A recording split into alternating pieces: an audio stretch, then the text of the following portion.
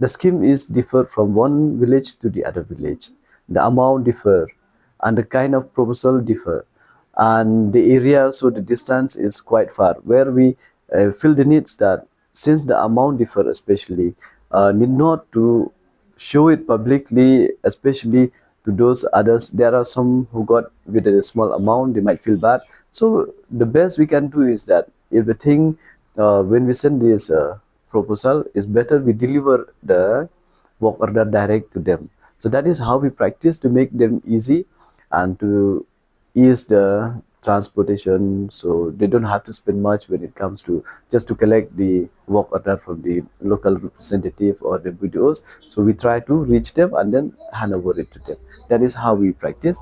And when it comes to if somebody really have this kind of inconvenient or feelings that maybe it's not in a proper way, RTI is always there, and they have the rights to file the RTI, and I believe they'll find nothing there. But still, if they really want to see not only my schemes, I mean the MLA scheme which we are interested, all the schemes they can follow it up. We are here ready to show what has been going on and how do we process it, how do we proceed ahead.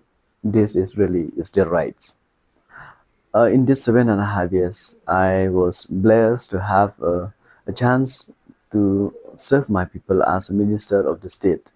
So I really thank my party for choosing me and giving me this opportunity, and Chief Minister for giving me this chance to work with him. It's really nice working with Sir Conrad K. Sangma. He's a man who really have a vision and a mission, and he's a person who really wants to help those who are in need, not only to the MLAs of his own, and even the MLAs those who are in the opposition. I have seen that there's a development reach to their constituency.